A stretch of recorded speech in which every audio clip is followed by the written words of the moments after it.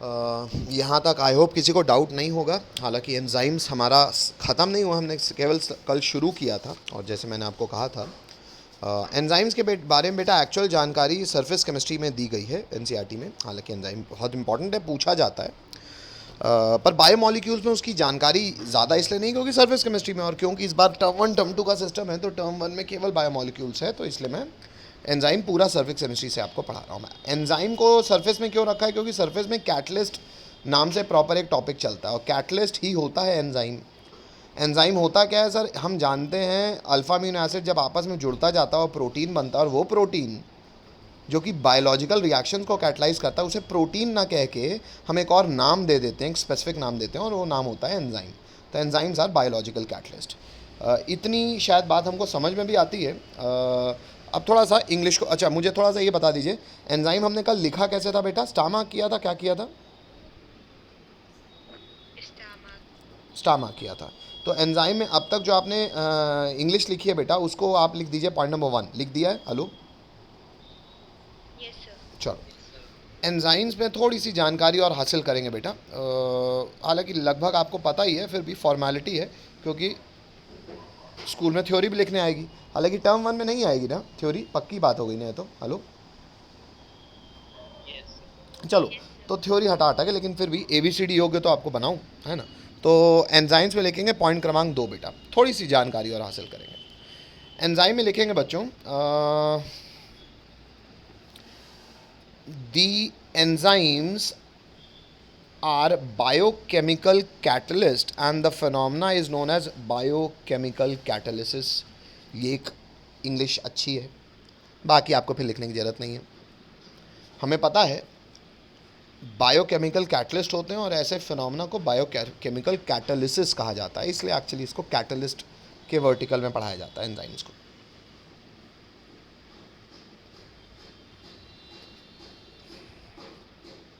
और ऑब्वियसली हमको ये तो पता ही है, पॉलीमर है, नाइट्रोजन कंटेनिंग कंपाउंड है, क्योंकि पेप्टाइड लिंकेज है, तो प्रोटीन है, ये सब तो जानते ही हैं अपन, ऑलरेडी बात कर भी चुके हैं। इतना लिखो, लिखो तो हाँ बोलो, दिक्कत हो तो पूछो।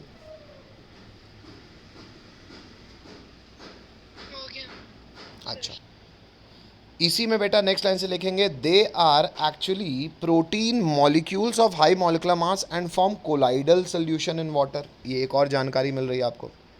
शायद आप इतना 9-10 से जानते होंगे, नहीं जानते तो सुन लीजिए, सरफेस केमिस्ट्री में पढ़ोगे भी, पर अभी सुन लो। सोल्यूशन चैप्टर हमने पढ़ा है, सॉल्वेंट में कोई भी जो कम मात्रा में चीज़ रहती है उसे सॉल्यूट कहते हैं। थोड़ा सा इसमें टेक्निकल डिटेलिंग ये जान लीजिए कि कोई भी सॉल्यूशन बनाने की योग्यता तब रखता है जब उसका डायमीटर 1 नैनोमीटर से कम होता है। ये हम लिखेंगे नहीं फ़िलहाल सरफेस केमिस्ट्री में लिखवाऊंगा, पर सुन लो। जब कोई सॉल्यूट बहुत छोटा होता है, कितना छोटा, टेक्निकल स्पेसिफिकेशन बता रहा हूँ, when the diameter is less than 1 nanometre. Hello hello, तब तक वो सॉल्यूट कहलाने की योग्यता रखता है, और जो बनाता है सॉल्वेंट के साथ, the mixture is then termed as a solution. If the dimension of solute exceeds 1 nanometre but falls below 1000 nanometre. So range is 1 से लेके 1000 नैनोमीटर। हेलो हेलो, जब 1 से लेके 1000 नैनोमीटर के साइज में सॉल्यूट आ जाता है, तो वो सॉल्यूट को इंग्लिश साइंस की टर्मिनोलॉजी सॉल्यूट ना कह के डिस्पर्स्ड फेस कहती है, और मीडियम को सॉल्वेंट ना कह के डिस्पर्जन मीडियम कहते हैं, और सॉल्यूशन को सॉल्यूशन ना कह के कोलॉइड्स कहते हैं। हेलो हेलो, और यदि वो सॉल्यूट का साइज़ 1000 नैनोमीटर से भी बड़ा हो जाए, तो वो एक्चुअली इतना भारी हो जाता है कि धीरे धीरे ग्रेविटी के चक्कर में सेटल करने लगता है, जैसे पानी में बालू या पानी में मिट्टी। पानी में अगर मिट्टी डालो तो हाँ, शुरू में शेक करो तो सस्पेंडेड रहती है, उसे सस्पेंशन ही कहते हैं एक्चुअली, पर वो थोड़ी देर बाद उसको you allow it to stand, 5 minute बाद पानी को रख दो तो मिट्टी बैठ जाती है। हेलो हेलो, तब जाके वो सस्पेंशन कहलाने लगता है। ये आपने शायद 9वीं 10वीं में एनसीईआरटी में देखा होगा। इसको और टेक्निकल डिटेल में बात करेंगे सरफेस केमिस्ट्री में, पर शायद हमें कोलॉइड्स का अर्थ अभी फिलहाल समझ में आ गया होगा। हेलो हेलो, चलो यस हटा दूं, कोई रोक रहा है? चलो यस सर, हटा दीजिए। तो सर पॉइंट क्रमांक 2 खत्म हो गया? Yes, sir. नहीं बेटा, खत्म नहीं हुआ है। क्या करवाओगे सर? सर एक तो टेबल बनाएंगे, ABCD तो करना है ना आपको, ABCD का तो पेपर आएगा नेक्स्ट टाइम। पॉइंट क्रमांक 2 में ही लिखेंगे सम एंजाइमेटिक रिएक्शंस, मतलब जिसमें प्रोटीन एज अ कैटलिस्ट इस्तेमाल हो रहा है। शायद कुछ तो हम जानते ही हैं, लेकिन ये टेबल बनाएंगे। सुंदर सी फोटो, NCERT की फोटो। एंजाइम यानी कि कैटलिस्ट कौन है, वो मिलता कहाँ से है और क्या करता है, टेबल बना लीजिए। पहले देख लो बेटा, फिर लिखना। पहले सब सामने देखेंगे, क्योंकि ये तो आप ऑलरेडी रट चुके हैं, आपको ऑलरेडी ये जानकारी फुल ऑन जानकारी है। सुक्रोज को ग्लूकोज फ्रुक्टोज में कौन बदलता है? Hello, sir invertase. एंजाइम दिख रहा है? Hello, yes. इन्वर्टेज कहाँ पे मिलता है, किस किस माइक्रो ऑर्गेनिज्म में मिलता है? हेलो, ईस्ट में। ईस्ट में। लिखो मत, पहले सुन लो। ग्लूकोज का फर्दर एंजाइमेटिक रिएक्शन कराओ तो ये भी आपने अल्कोहल के चैप्टर में पढ़ा है, शराब बनता है और CO2 बनता है। इसका एंजाइम कौन है? जाइमेस है। कहाँ मिलता है? ईस्ट में मिलता है। स्टार्च बदल जाता है माल्टोज में, माल्टोज बदलता है ग्लूकोज में, और ये आप जानते हो। स्टार्च वाला एंजाइम होता है डायस्टेस, मिलता है माल्ट में। माल्टोज का एंजाइम होता है माल्टेस, ये भी मिलता है ईस्ट में। पहले ये 4 लिखो, क्योंकि आप 4 जानते थे। ऐसे रोमन नंबर करके लिख लेना।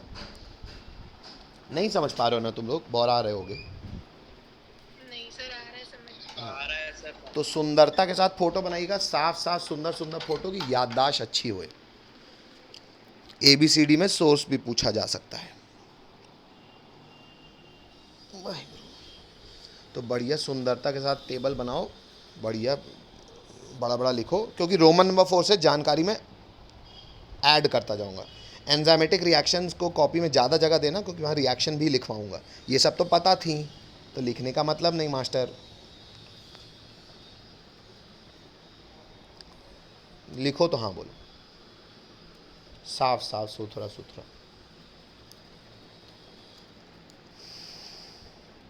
रोमन नंबर 5 लिखे एंजाइम से सोयाबीन रिएक्शन होता है, यूरिया कन्वर्ट होता है अमोनिया और कार्बन डाइऑक्साइड में। अभी इसके लिए जानकारी लिखेंगे, जानकारी यहीं लिखेंगे इस तरफ एंजाइमेटिक रिएक्शन की जगह, क्योंकि यहाँ जगह बहुत सारी है। थोड़ी सी इंग्लिश लिखाऊंगा मैं। पहले हेडिंग डाल लो रोमन नंबर 5 में। एंजाइम यूरियस होता है, मिलता सोयाबीन में है, और यूरिया कन्वर्ट होता है अमोनिया और CO2 में। एक्चुअली यही वो रिएक्शन है जो रिएक्शन के मध्य आदमी खेती करता है। क्यों? क्योंकि यूरिया डालता है और मिट्टी को अमोनिया नाइट्रोजन रिच करता है, और तभी CO2 भी बना रहे, तो फोटोसिंथेसिस में तो CO2 भी काम करता है। हटा सकता हूँ ना? हटा दिया हूँ? Yes sir. चल, एंजाइमेटिक रिएक्शन वाली जगह में, उतनी सी जगह में साफ साफ ये रिएक्शन लिखिए। यूरिया होता है बेटा NH2CONH2 एक्वस, हाइड्रोलिसिस कर रहे हैं, यूरिएस की मौजूदगी, अमोनिया और CO2 बन रहा है। ये रिएक्शन आपको पता होना चाहिए। लिखो तो हाँ बोलो। रोमन नंबर क्या लिखेंगे भैया आप? 6 ना? Yes sir. Roman sir. Roman number 6 लिखेंगे भैया। एंजाइम कहलाता है पेप्सिन, पेप्सी नहीं, पेप्सिन। सोर्स है तुम्हारा स्टमक, और प्रोटीन का हाइड्रोलिसिस होगा तो आप तो जानते हो प्रोटीन अल्टीमेटली किस में टूटेगा, क्या है? मोनोमर, जिनसे वो बना है। हाँ, तो आप लोग क्योंकि ज़्यादा होशियार हैं तो पूरा लिखेंगे अल्फा अमीनो एसिड, सिर्फ अमीनो एसिड नहीं लिखेंगे, आपको तो पता है। क्योंकि हो गया रोमन नंबर 6। Yes sir. कोई रोक रहा है? नहीं रोक रहा। चल, रोमन नंबर 7 लिखेंगे। सर यहाँ तो रोमन नंबर 7 नहीं है। अरे यहाँ भले ना हो, जानकारी है। रोमन नंबर 7 लिखेंगे। सबसे पहले कॉलम में क्या है? एंजाइम का नाम है ना? Yes sir. हाँ, यस सर। तो एंजाइम का नाम लिखेंगे ट्रिप्सिन। जैसे पेप्सी रहा ऊपर, अब होगा ट्रिप्सिन। एंजाइम क्या है? ट्रिप्सिन। सोर्स क्या है? लिखो पेनक्रियाज। इंग्लिश लिख लोगे, पेनक्रियाटिक लिखा है। ए बायो वालों, पेनक्रियास की स्पेलिंग बताओ। PANCREASE।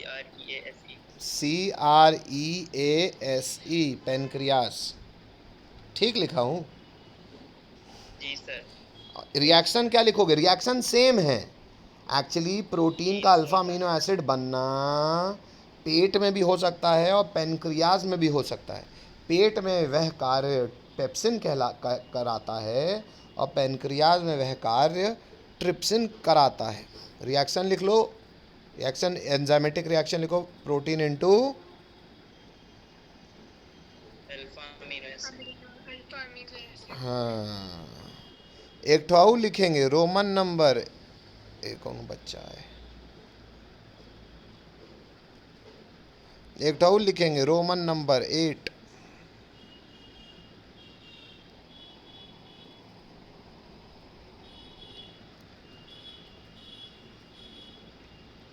चलो रोमन नंबर 8 बोलूं? Yes yes sir. Roman number 8 में पहला कॉलम में क्या लिखना है? एंजाइम। एंजाइम का नाम है लैक्टोबैसिली। लैक्टोबैसिली। हाँ, लैक्टोबैसिली। क्यों बैकीली बोलने में क्या दिक्कत है? अच्छा, बायोलॉजी का डिपार्टमेंट नहीं बोलता ऐसा, इसलिए। Yes sir. अच्छा, लैक्टोबैसिली। लैक्टोबैसिली कहाँ पाया जाता है? सोर्स क्या है? सोर्स क्या है? दही। सोर्स क्या है? कर्ड। कर्ड, दही। एंजाइमेटिक रिएक्शन क्या है? Milk to curd. Milk to curd. Milk to curd. Arrow बनाना। Milk to curd. हाँ, अरे थोड़ी तो दही, दूध में दही मिलाते हैं फिर दही बनता है ना पूरा दूध, तो सोर्स तो दही ही है। दूध से दही बनता है और जो एंजाइम है जो ये काम कराता है उसका नाम है लैक्टोबैसिली। ऐसा बैक्टीरिया रहता है लैक्टोबैसिलस के अंदर एंजाइम। यार, मेरी एनसीईआरटी लिखी लैक्टोबैसिली एंजाइम, हम तो। हाँ सर, बैक्टीरिया के नाम पे ये एंजाइम रहता है। अच्छा, ओके ओके, ठीक है भैया। हम लोग को यहाँ एक्स्ट्रा बायोलॉजिकल जानकारियाँ मिलती जा रही हैं, अच्छी बात। चलो हटा दूँ? हाँ सर। कोई रोक रहा है? नहीं रोक रहा है। बच्चों, एंजाइम में हमने कितने पॉइंट्स लिख लिए हैं भाई मेरे? ये पॉइंट क्रमांक 2 ही चल रहा था ना? Yes sir. पॉइंट क्रमांक 3 लिखेंगे, बड़ा 3 लिखेंगे, कैरेक्टरिस्टिक ऑफ एंजाइम कैटालिसिस। चरित्र क्या है, कैरेक्टरिस्टिक क्या है? और सुन लो, ये अब मैं सरफेस केमिस्ट्री में एंजाइम ना पढ़ाऊंगा, सरफेस केमिस्ट्री बोल दूंगा कि बायो बायो बायो मॉलिक्यूल्स में पढ़ाया था। समझ रहे हो? जी सर। हाँ, हाँ सर। हाँ सर। मतलब पढ़ाना मतलब लिखवाऊंगा नहीं, रीड भले फिर से करा दूंगा। अच्छा, फिर तो ऑफलाइन हो जाएंगे। नहीं नहीं, पढ़ाऊंगा ऑफलाइन, पूरा पढ़ाऊंगा। ऑफलाइन पढ़ाना बहुत ज़रूरी है। चलो आगे बढ़ूँ? जी सर।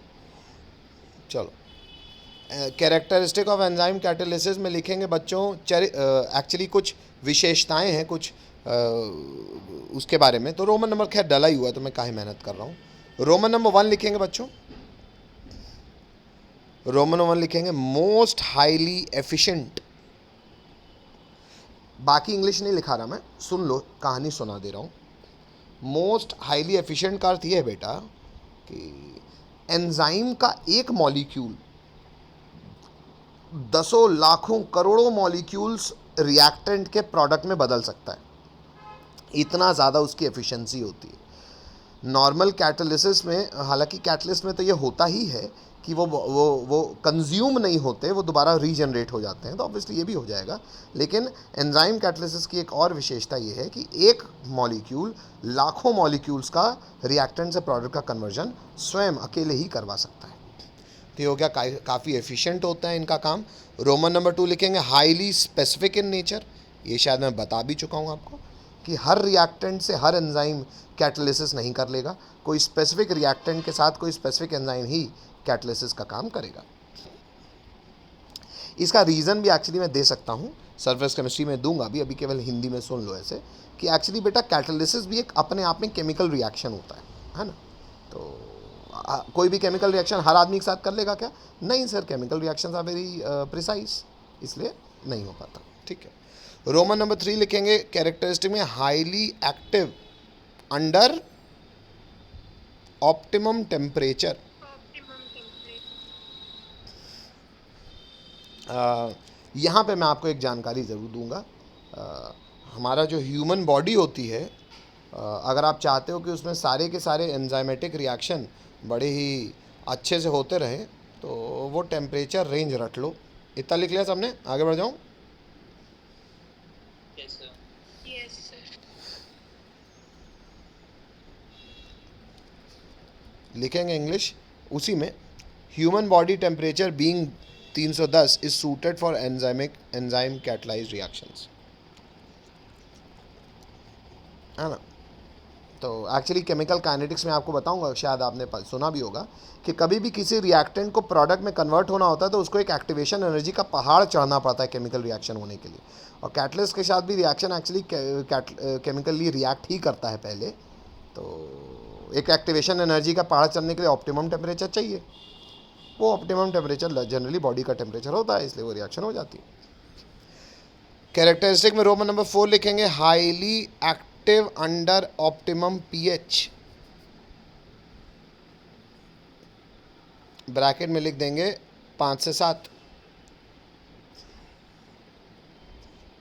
पेट, ये ह्यूमन पेट की बात है, ह्यूमन बॉडी की बात है। 5 से 7 का पीएच रेंज रहता है, तो एंजाइमेटिक रिएक्शन ज़्यादा आसानी से हो जाते हैं, क्योंकि हमको पता है सर एंजाइम अल्टीमेटली प्रोटीन ही है। तो प्रोटीन तो अपना शेप, अपना तभी प्रॉपर्टी रखेगा जब वो ऑप्टिमम टेम्परेचर प्रेशर में, वो चेंज कर दोगे तो नहीं करेगा। Hello hello, Yes, sir. ठंडे दूध में दही डाल लो, दही नहीं जमेगी या गंदी जमेगी, देख लेना। जी सर।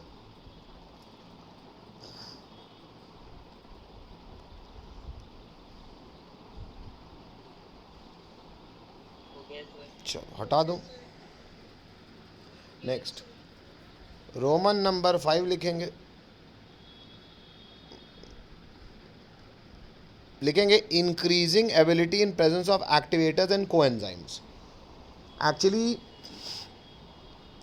कैटलिस्ट के भी एक्शन को बढ़ाया जा सकता है। अरे सर, कैटलिस्ट तो रिएक्शन को बढ़ाने के लिए यूज़ किया गया। अरे हाँ, लेकिन कोई रिएक्शन नहीं हो रहा है तो उसके लिए कैटलिस्ट की आवश्यकता है, तो वो हो जाए।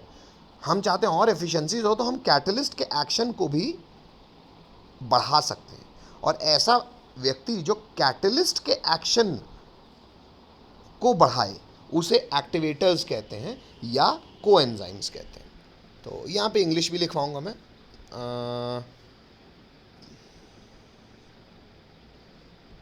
लिखेंगे the enzymatic activities increase in presence of certain substances known as coenzymes.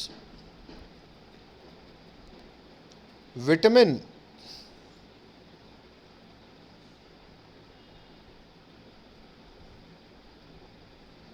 is present along with an enzyme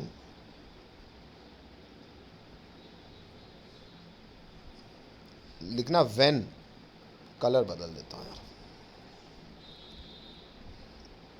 लिखेंगे when vitamin is present along with an enzyme, the catalytic activity is enhanced।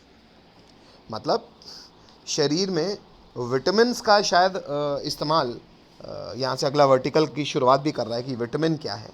तो vitamin actually क्या है, जो शरीर में ऐसे proteins जो कि कैटलिस्ट की तरह बिहेव कर रहे हों, उनके काम को बढ़ाने में मदद करे, उसे कहते हैं वाइटालमीन। क्या कहते हैं? Vitamin. यानी कि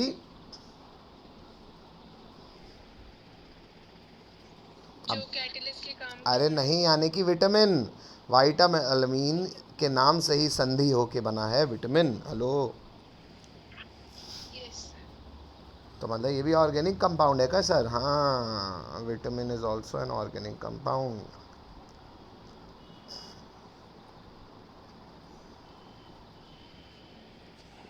तो फिर सर हम लोग विटामिन के बारे में भी अभी इसके बाद पढ़ेंगे। जी सर, अभी 2 वर्टिकल बचे हैं। अगला वर्टिकल है विटामिन और उसका अगला वर्टिकल है न्यूक्लिक एसिड। बस फिर आपका टर्म 1 समाप्त हो जाएगा। विटामिन हालांकि बहुत छोटा सा है, न्यूक्लिक एसिड काफ़ी ज़रूरी है, काफ़ी अच्छा है। उसमें 2 लेक्चर लग जाएंगे, शायद 3 लेक्चर भी लग सकते हैं। 4-5 लेक्चर का मैक्सिमम बचा आपका भी ये चैप्टर, मैक्सिमम। हो गया सर। चलो हटा दूँ? Yes, sir. चलो भैया, चलो ये भी लिख ही लो। अब लिखी सारी जानकारी लिख रहे हो तो एक्टिवेटर्स भी इंग्लिश लिखी है तो लिख लो। लिखेंगे उसी पॉइंट में नेक्स्ट लाइन से लिखेंगे, activators are generally metal ions such as ये सब।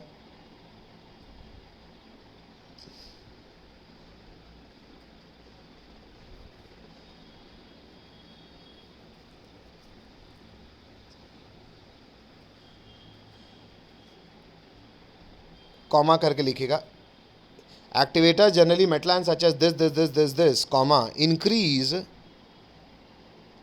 The catalytic activity,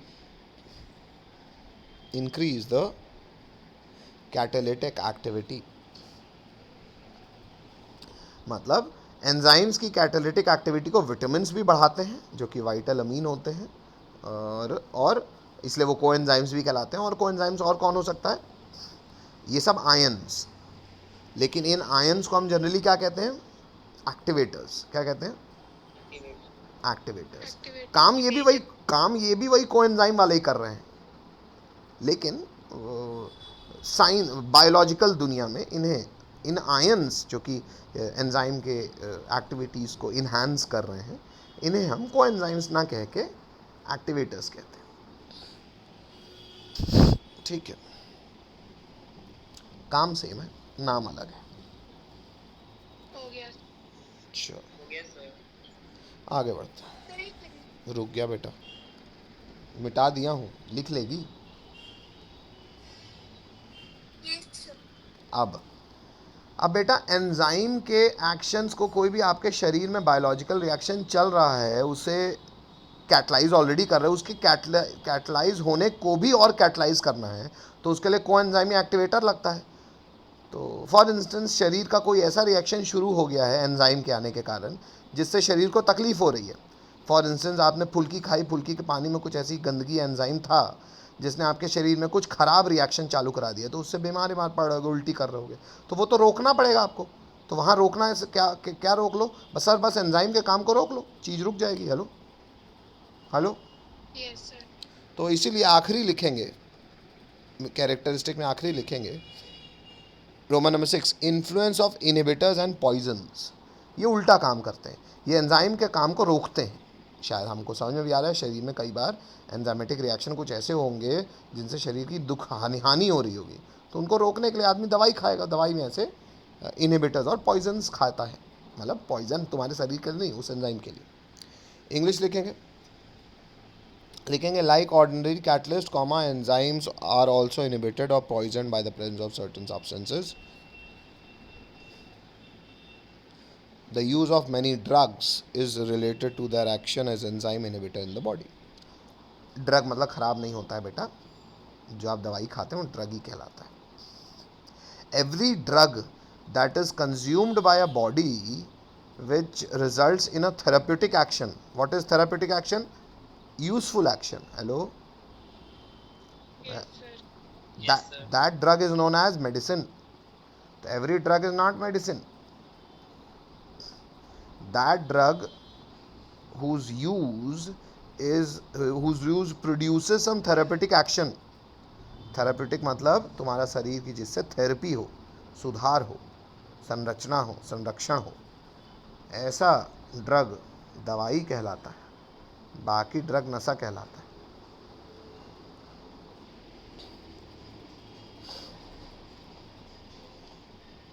pathology narcotics. Narcotics का बेटा एक्चुअली अर्थ होता है एडिक्टिव। जी सर। तो every narcotic thing is not harmful पर से।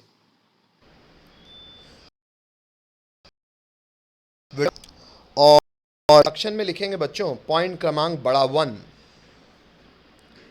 इंट्रोडक्शन में लिखेंगे पॉइंट क्रमांक बड़ा 1 और सबसे पहले विटामिन्स को डिफाइन कर देंगे।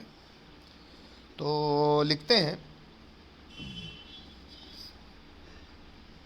लिखेंगे certain organic compounds are required in small amount in our diet but their deficiency causes specific diseases. These compounds are called vitamins. English लिखते ही रहिए, मेरी हिंदी सुनते रहिए। कुछ ऑर्गेनिक कंपाउंड ऐसे होते हैं जो हमें हमारी खुराक में चाहिए होते हैं, हमारी डाइट में चाहिए होते हैं, ज़्यादा नहीं, स्मॉल अमाउंट में। लेकिन ये है कि हाँ, उनका फ़ायदा ये है कि वो एंजाइम के रिएक्शंस को कैटलाइज करते हैं। पर हाँ, ऐसा नहीं है कि अगर वो नहीं हुए तो एंजाइम के रिएक्शन कैटलाइज नहीं होंगे, ऐसा नहीं है। वो नहीं हुए तो आपके शरीर में कुछ डेफिशिएंसी डिजीजेस हो जाएंगे, कुछ कमी के कोई कि भाई जो रिएक्शन को कैटलिस्ट को प्रमोट करने का काम कर रहे थे, वो रिएक्शन ऑब्वियसली नहीं हो पाएगी तो कुछ कमी रह जाएगी तो कमी इज डेफिशिएंसी शरीर में। तो उनसे कुछ डेफिशिएंसी डिजीज़ हो जाते हैं और वो ना हो उसके लिए अपने को विटामिन्स की आवश्यकता पड़ती है। आगे बढ़ते हैं। तो ये लेकिन हाँ, स्मॉल अमाउंट में चाहिए होते हैं, ज़्यादा नहीं।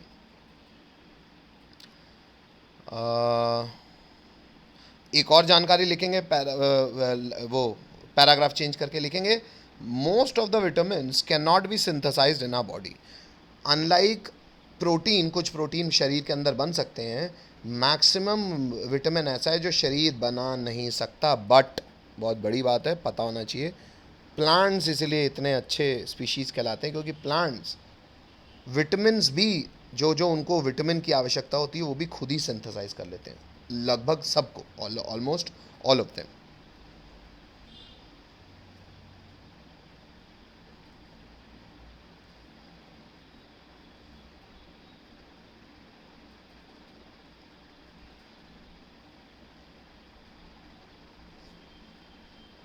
हटा दूं?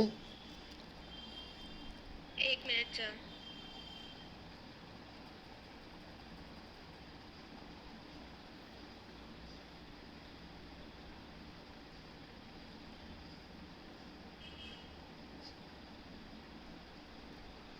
चलो, पैराग्राफ चेंज करके अभी भी ख़त्म नहीं हुआ, डेफिनेशन अभी पूरी करेंगे। लिखेंगे vitamins are generally regarded as organic compounds required in the diet in small amount to perform specific biological functions for normal maintenance of optimum growth.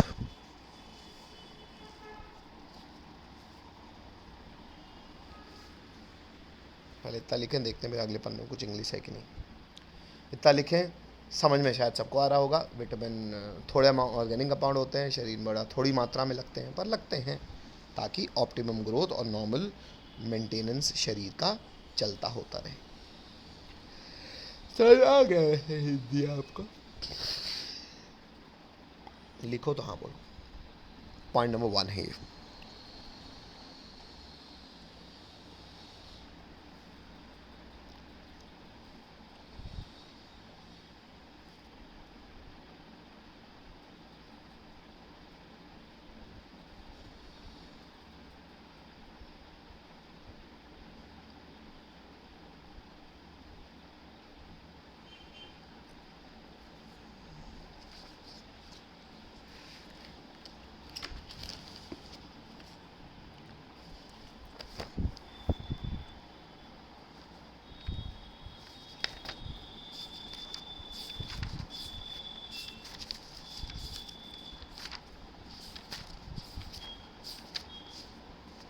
हो गया सर। चलो, कोई रोक रहा है? 1 मिनट। रुक गया भैया।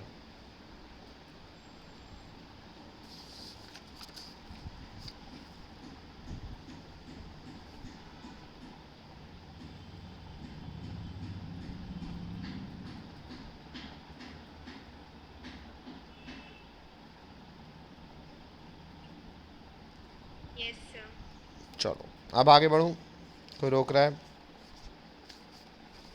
नहीं रोक रहा। चलो बच्चों,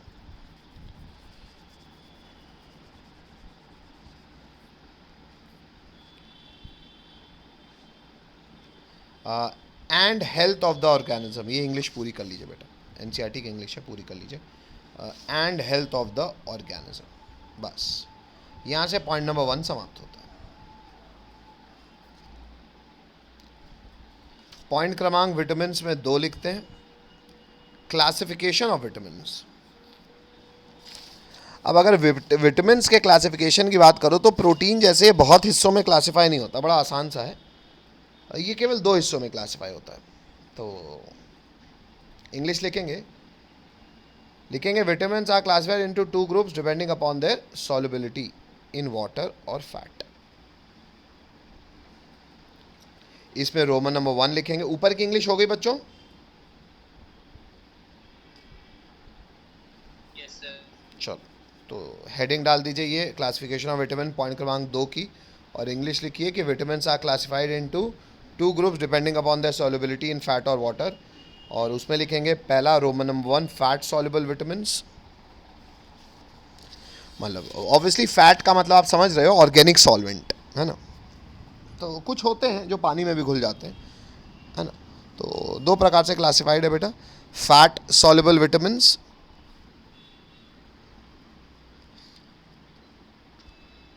फैट सॉल्युबल विटामिन समझ में ही आ रहा है भैया, जो ऑर्गेनिक कंपाउंड में सॉल्युबल हो, जो पानी में सॉल्युबल ना हो। तो सीधा लिखेंगे, एग्जांपल लिखेंगे, these are vitamin A, D, E and K, ये याद होना चाहिए। They are stored in liver and adipose. What is adipose tissues? जिसमें चर्बी स्टोर होती है। हेलो, जी सर। ठीक है। और दूसरे प्रकार के विटामिन होते हैं, ऑब्वियसली एक फैट सॉल्युबल है तो दूसरा होगा वाटर सॉल्युबल, याद होना चाहिए आपको। लिखेंगे B group vitamin and C, vitamin C, सीधा एग्जांपल बस इतना लिख लीजिए। विटामिन सी तो सबको पता ही होगा, नींबू टाइप की चीज़ें घुल जाती हैं पानी में, और बी ग्रुप के भी सारे घुल जाते हैं, है ना, पानी में। इसके बारे में आपको एक जानकारी ये होनी चाहिए, जैसे जो फैट सॉल्युबल है वो तो हमारे शरीर में रह सकते हैं, मतलब हेलो, क्योंकि हमारा शरीर मतलब ऑर्गेनिक कंपाउंड, तो वो तो आपके शरीर में रह सकते हैं। तो विटामिन जो आपके ऊपर वाले हैं, यानी कि विटामिन ए, डी, ई, के, ये आपके शरीर में रह सकते हैं, रुक सकते हैं। विटामिन सी, बी ऐसे, क्योंकि ये वाटर सॉल्युबल है तो लिखेंगे water soluble vitamins must be supplied regularly in diet, ये रोज़ खाने पड़ेंगे, because they are readily excreted in urine and can not be stored except vitamin B12 in our body. ये एक्सेप्शंस याद रखिए बच्चों। सारे विटामिन बी, सारे विटामिन सी पानी सॉल्युबल होते हैं, ये शरीर में नहीं रुक सकते, इसलिए आपको खाने में रेगुलरली इनको खाते रहना पड़ेगा, वरना इनकी डेफिशिएंसी डिजीज़ जो भी है वो हो जाएगी। और एक है जो आपको रेगुलरली डाइट में लेने की ज़रूरत नहीं है, इट इज़ विटामिन B12, वो शरीर में स्टोर हो सकता है। बाकी सब जब आप लघु शंका के लिए जाते हैं तो शरीर से चला जाता है।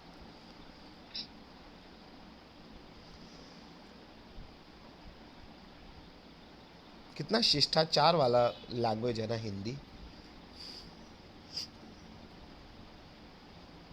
Yes sir.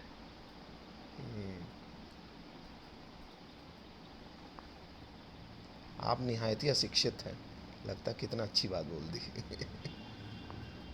कह रहा है गंवा है। ठीक है,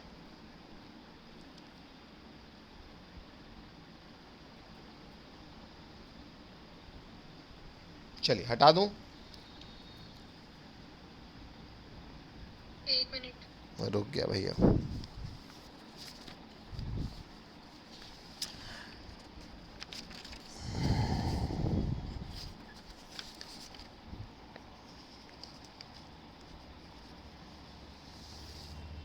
हालांकि अब विटामिन वाले वर्टिकल से यही पॉइंट से सवाल पूछा जाता है जो मैं लिखवाने वाला हूँ। आखिरी पॉइंट है, विटामिन ख़त्म हो जाएगा, बस आखिरी है।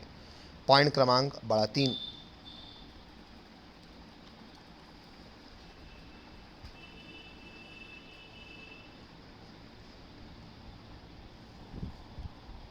यस हटा दूं बच्चों? चलो, कोई रोक रहा है? नहीं रोक रहा। पॉइंट क्रमांक बड़ा 3 लिखेंगे बच्चों। पॉइंट क्रमांक बड़ा 3 होगा, सर अगर विटामिन की कमी से इतनी ही बीमारी, डेफिशिएंसी डिजीज़ हो सकती है, तो आप ये बताइए क्या बीमारी हो सकती है और वो बीमारी को दूर करने के लिए क्या खाया जाए। तो ये लिस्ट, ये सबसे ज़रूरी है बेटा। लिखेंगे some important vitamins, their sources and their deficiency diseases. तो विटामिन्स के नाम, उनके सोर्स मिलेंगे कहाँ से, और न खाओगे तो बीमारी का लगेगी, डेफिशिएंसी डिजीज़ का होगी। ये आपको याद होना चाहिए। ऑब्वियसली ये आपके लिए होमवर्क है ये टेबल, लेकिन मैं पूरी टेबल पढ़ दे रहा हूँ आपके लिए। पहले बस ये हेडिंग डाल दो और ये जैसे जैसे रीड करोगे वैसे वैसे याद होगी आपको।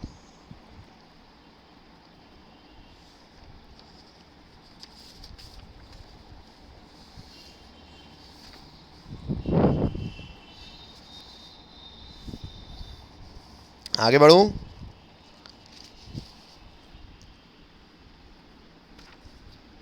हाँ सर। चलो, अब लिखना नहीं है बच्चों, अभी लिखना नहीं है। सबके पास एनसीईआरटी मौजूद है, सबके पास ये टेबल होगी ही। यहाँ पे इस पेज में 7 हैं और अगले वाले पेज में 2 हैं। टोटल एनसीईआरटी ने 9 डेटा यूज़ किए हैं विटामिन को समझाने के लिए। मैं बोलता जा रहा हूँ। विटामिन ए है, B1 है जिसका बायोलॉजिकल नाम थायमीन होता है। विटामिन B2 है जो रिबोफ्लेविन के नाम से जाना जाता है। विटामिन B6 है जो पायरिडॉक्सिन के नाम से जाना जाता है। विटामिन B12 है। विटामिन C है जो एस्कॉर्बिक एसिड में मिलता है, एक्चुअली एस्कॉर्बिक एसिड के नाम से बायोलॉजिकल दुनिया में जाना जाता है। विटामिन D है, विटामिन E है और K है। इनके सोर्स लिखे हुए हैं बेटा, ये कहाँ से मिलता है, और इनके डेफिशिएंसी डिजीज़ेस लिखे हैं बेटा। Hello hello, yes sir. मैं आप सबसे ये सजेस्ट करूँगा कि जिसको कोई भी डेफिशिएंसी डिजीज़ ना पता हो, पर बढ़िया यूट्यूब गूगल में लिखना, वो फ़ोटो बन के आ जाएगी। तो फ़ोटो से एक्चुअली क्या होता है, वो ज़्यादा अच्छे से याद रह जाएगा गहरे समय तक के लिए। तो एकदम ऐसी फ़ोटो बीमारी वाली बन के आती है, तो काफ़ी अच्छा वो समझ याद, मतलब अच्छी बात तो नहीं है, याद हो जाना अच्छी बात है। तो ये आपको टेबल पूरी करनी है। हालांकि मैं मेरे बच्चे के लिखे नोट्स की टेबल भी आपको भेज रहा हूँ, ताकि शायद जो मैंने लिखवाई है ये 3 4 5 6 7 8 9, नहीं बराबर ही है बेटा। तो हो गया, आप एनसीईआरटी से ही ये टेबल बना सकते हैं। Hello yes sir. हेलो, ठीक है। तो ये टेबल अभी आपकी क्लास समाप्त नहीं हुई है, आपको एक टेबल बनाना है ईमानदारी से। पूरा कल संडे है, ईमानदारी से पूरे बायोमॉलिक्यूल्स को रीड करना है, क्योंकि यहाँ से तीसरा वर्टिकल यानी कि विटामिन्स भी समाप्त होता है। हम 3 वर्टिकल्स कर चुके हैं बायोमॉलिक्यूल्स के। बायोलॉजिकली जो मॉलिक्यूल्स मौजूद हैं, ऑर्गेनिक कंपाउंड है वो। सबसे पहला बायोमॉलिक्यूल हमने क्या पढ़ा है बच्चों? कार्बोहाइड्रेट्स। कार्बोहाइड्रेट्स। दूसरा क्या पढ़ा है बच्चों?